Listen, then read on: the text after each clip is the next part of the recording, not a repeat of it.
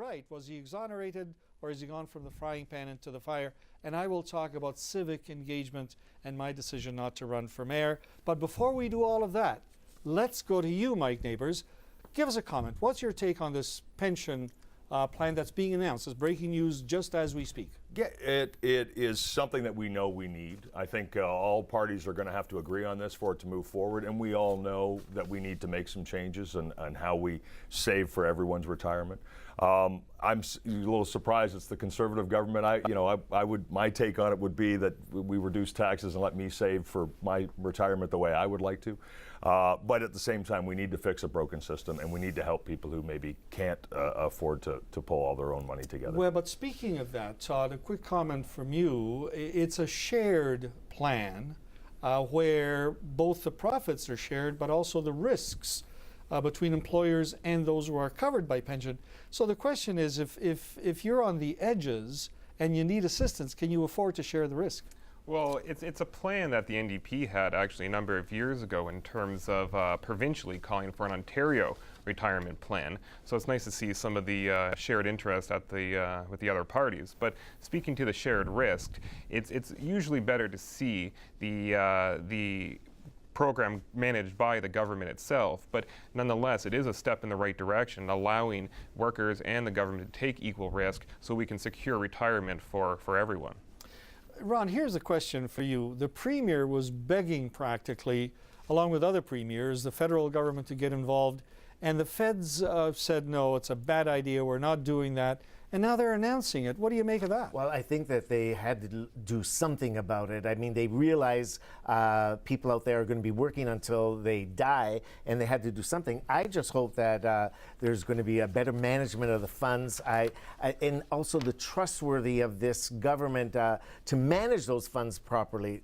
That's my concern. And when you start playing around with people's pension and gambling with that money and taking risk, not there at all. I don't like that at all. Well, we'll see how it plays out. As we say, it was breaking news just announced as almost we speak, and we'll see how it's received by the public.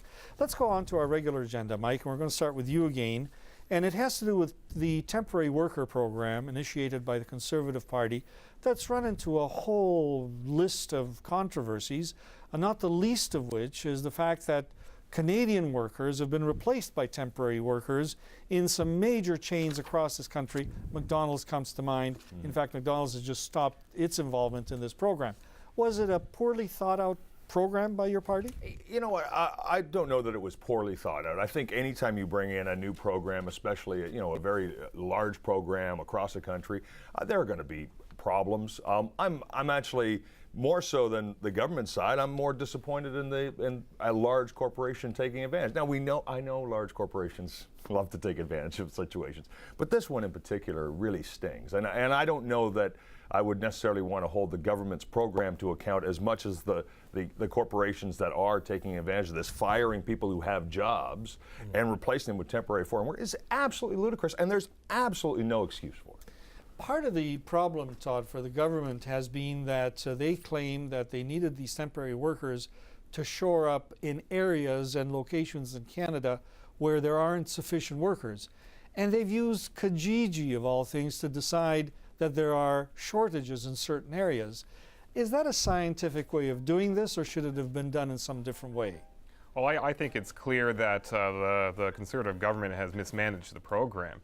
When we look at it, you don't even have to go into the details without understanding the fact that there's a lot of corporations that are taking advantage of the program, and we have a Conservative government who's not watching the rules and following the rules and enforcing the rules. So as a result, we have companies running wild, hiring temporary foreign workers, and there's no regulation. But however, when they get caught, then the story changes. But at this point, what we have is, first of all, it's not rampant across the country. We have a couple of examples that have now been unearthed. The government response will be what you have to judge. I mean, the government is now getting its feet held to the fire. How will they respond to this? Close those loopholes. But I mean, the government sets out a program that says if you are short of workers, then you can use temporary foreign workers. If they set that program up and you go, oh, I'm going to fire my staff and hire them, What they well, did. I know, but that's not what the that was that's not what the just, program's all about. and that's somebody taking advantage You know, of it the broke my program heart seeing versus two women working within it. on TV, and they weren't working for McDonald's. They were working for another chain restaurant. Brothers Pizza Grill. Yeah, in Brothers Saskatchewan, Pizza Grill. yes. Exactly, and. You know, this woman worked there for 28 years, and she was let go for absolutely no reason at all. So this company could take advantage of the loopholes in this program that your government had put together. Totally wrong. I mean, wouldn't you think of those loopholes before they happened? But what would happen if this story never reached the newspapers? This would still be happening absolutely. under absolutely. conservative watch, under a program they designed.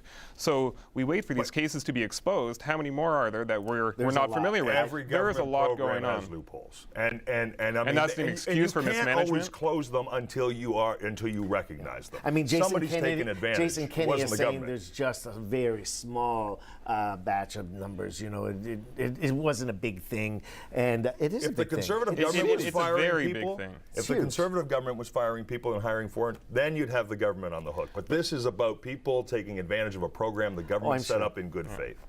But without thinking about the ramifications of some of the program, though, I mean, do they bear no responsibility, Mike? Oh no, I think they bear responsibility, and their reaction is what I will judge them on, not that somebody has decided to take advantage of a program, found a loophole, and used it. Now it's up to the government to respond. If they don't respond, then by all means have at the Harper government. Fair enough. And I suspect that they're reacting to public opinion as well in terms of this, and hopefully the fix will work.